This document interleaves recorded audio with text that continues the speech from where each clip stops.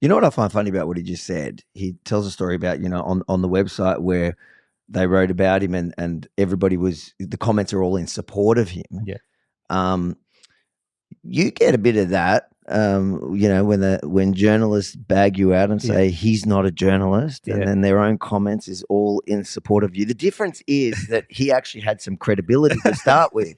That's right. Unlike you, Rukshan. That's right. So this should make you feel better because you're not alone. It actually happens to credible doctors as well. Fair enough.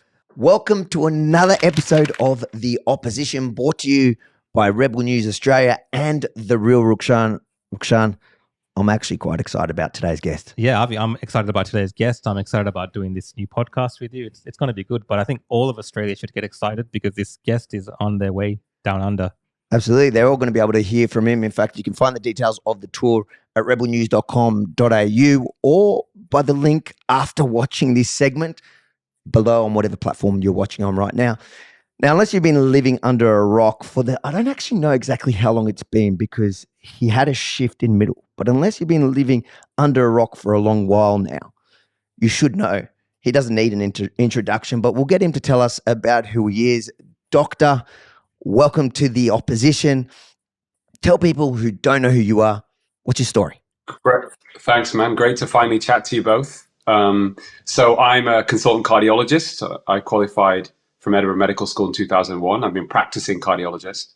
And for the last decade or so, I have been advocating for greater transparency in medicine and also highlighting the harms of diet-related disease and how the food industry have corrupted health information.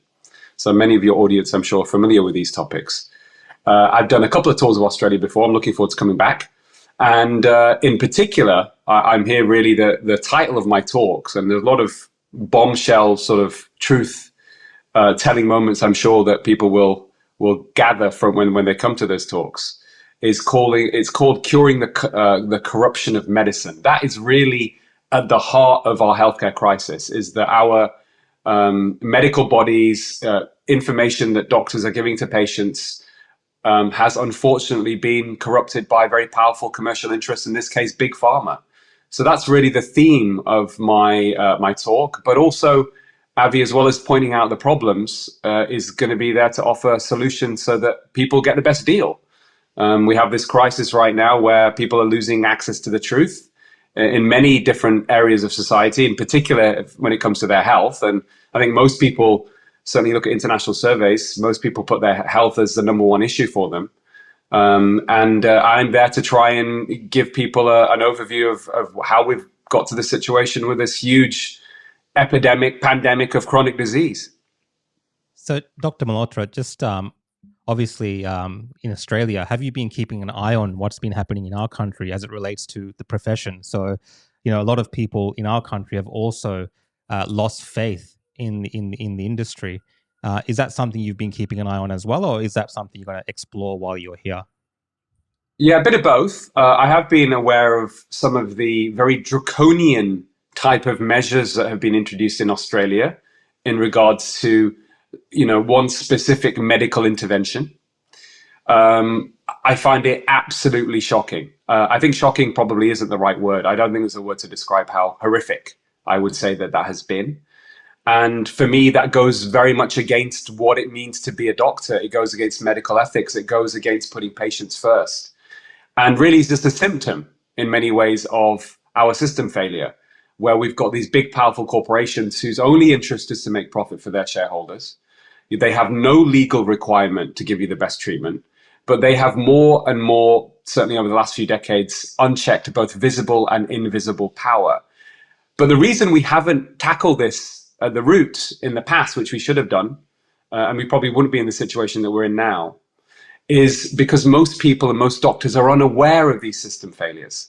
To paraphrase or to quote Noam Chomsky, the economist and linguist, the general population and doctors don't know what's happening, and they don't even know that they don't know.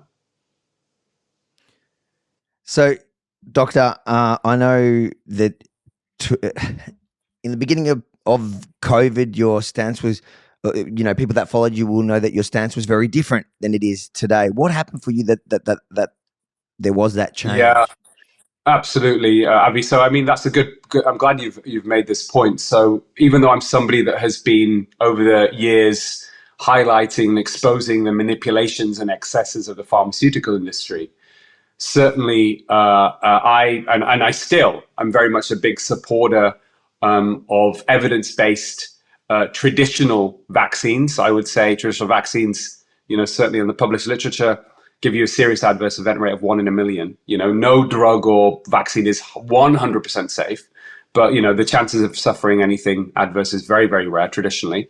And I applied this certainly with the latest medical intervention, and I certainly took 2 doses myself. Unfortunately, 6 months later, that was the beginning of the journey, if you like. My father, who was a vice president of the British Medical Association, retired general practitioner, very fit and well, healthy guy, he suffered a very unexplained sudden cardiac death, a cardiac arrest, and his post-mortem findings for me were shocking. He had blockages in 2 of his major arteries that were severe. That didn't make sense knowing his previous cardiac history and tests that he'd had done a few years earlier. And then later on, information started to emerge, Avi, that changed my whole thinking and opinion and understanding of actually this particular medical intervention. But actually, in many ways, it shouldn't be that surprising, because we're taught in medical school, 50% of what you learn will turn out to be either outdated or wrong within 5 years of your graduation. The trouble is, nobody can tell you which half. So you have to learn on your own. In fact, being a good doctor, being a good scientist means you always have to question your own hypotheses. And one of the big issues we have in general in medicine at the moment is that there are many people who are influencing health policy who have gross financial conflicts of interest. When it comes to the medical establishment, many of these people who are so-called scientists aren't behaving in a scientific way. And ultimately, the root cause of the problem is that they have become slaves or puppets to these very big, powerful commercial entities that I have even come up with a new term, which I will discuss in my talk. In fact, Richard Horton, editor of The Lancet, came to one of my lectures in London, and he referenced it, and that is the psychopathic determinants of health. So what does that mean? It means big, powerful corporations, in this case, big pharma, quite often in the way that they make money will behave as legal entities like psychopaths. Callous, unconcerned for the feelings of others, incapacity to experience guilt, repeated lying and conning others for profit. When people understand that at the root and accept that they've got so much control and capture over politicians, over medical bodies, over the media, then we're able to start finding solutions to address this at the root of the problem. And what does that mean? In very simple terms, I'm a big advocate for something called, may sound quite controversial, Avi, ethical evidence-based medical you practice. sound like a conspiracy nut. Absolutely. What I find interesting even about this conversation is obviously we're skirting around the issue and saying medical intervention and all this kind of stuff, because there is this issue of censorship. And just today, or just on touching on some of the topics you were touching on, Dr. Malhotra, today we found out that the Australian government was possibly censoring members of the public, possibly even doctors, in coordination with some of these social media companies. As a doctor, as an expert in your field, what's that like, knowing that these social media companies are working in hand with the government to deny people access to medical information from experts? What does that do to the actual industry as a whole? Yeah, so I mean, if you just break it down in very basic terms, I try and look at things rationally, and I look at things from an ethics perspective. And if doctors are making clinical decisions for patients on selected and biased information, which is what we're talking about here through the suppression, at best, you're going to get suboptimal outcomes for your patients, and at worst, you're going to do harm. And in general, I see all of this sort of behavior really, for me, is an attack on democracy. I went on GB News a few months ago and said, in my opinion, Facebook and Mark Zuckerberg are enemies of democracy. You can't get to a truth unless you're open to listening to different points of view. You may not agree with them, but you have to give them an airing. Some of them you might be horrified by in terms of people's views.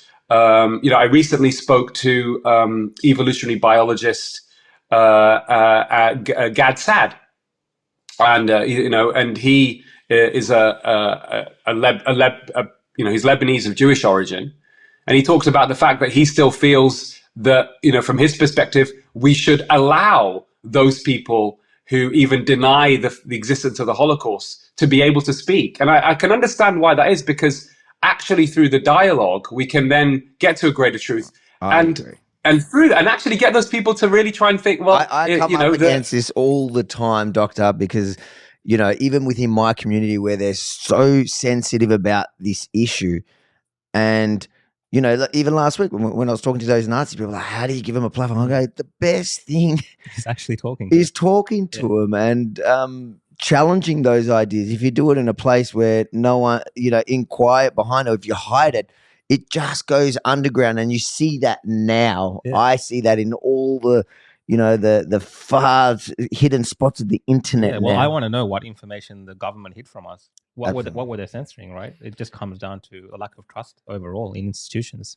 And I think, Ruxan, I know that whenever we discuss these medical interventions or these ideas, these concepts that we don't dare say here, we get labeled all kinds of. You're not a doctor. That's doctor. Right. When they want to attack you, do they get to say you're not a doctor? Does the journalist, the fact checker behind, should we call it RMIT fact checkers or whatever fact checkers you have in the UK, do they get to say to you, you're not a doctor, and the fact checker gets to override your authority? Because what would you know about your dad's heart condition? Well, yeah, exactly. It's interesting. When I went on BBC News on a video that went viral to talk about heart disease and excess deaths, which is a big problem across the world. I know you have it also in Australia now as well. There was a backlash, which was expected. I saw that just for the fact checkers, I want to point out they're easily explainable. They're the excess, the sudden deaths. Yes, it's a new cause of death. So we don't get kicked off. Go on. Exactly. Sorry. And there was a backlash, which I saw as a sign of success. But on that note, it was The Guardian had written an article, and I think there was a cardiologist from my alma mater from Edinburgh, who I found out later on is actually from the year below me. So when he realizes that, and when I meet him in person, I think he's going to be quite embarrassed. And he suggested I don't have a career in cardiology. And a friend contacted me, I hadn't even read it. So they're saying you're not a cardiologist. So I think the overreach is getting so ridiculous, Abby, that the public are able to see through it. And what's interesting is the comments from the Guardian readers, and also a similar attack from the Times newspaper on me, were in general supporting me. And I think the editors were looking, hold on, our own readers are almost ignoring what we're saying and supporting the guy we're attacking. So I think that's a sign of success. But the other thing to add in, Abby, as well, and talking about your own experience and being whatever labeled conspiracy theorist, this is deliberate. So one of the tactics, you can get the T-shirt too, where people that encourages people to use your correct pronouns. It's rebelstore.com.au. I told you so. Anyways, we'll talk about that later. Yeah, but actually, this is not by accident. So one of the ways that big, powerful corporations exert their power that influences our health is actually through a mechanism called opposition fragmentation. So what they will do is, when people, if you pardon my language, Abby, when there are advocates, people like yourself, journalists, doctors, people who are speaking on behalf of their patients, when those people speak out and expose all these manipulations, they are attacked and smeared. And that's exactly what opposition fragmentation is. They try to undermine our credibility while we are basically trying to expose their bullshit. Right. And that's what it's all about. So this is all deliberate. So because I've been involved in this for many, many years and had many attacks over the years, front page of newspapers, all that kind of stuff. When I've exposed industry manipulations, I did it with sugar, for example.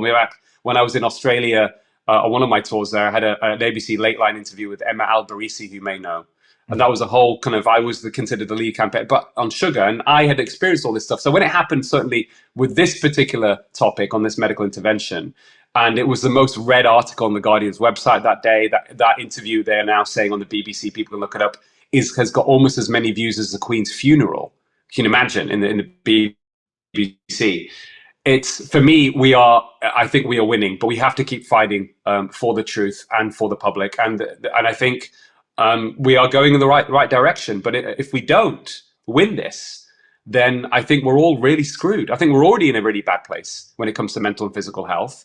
And my duty, my job as a doctor, is to be the best doctor I can be, which means standing up for my patients and standing up and calling out injustices. This is what it is, really. It's an injustice on humanity. This is what we're dealing with here because of psychopathic entities that are influencing and controlling our lives more than they should.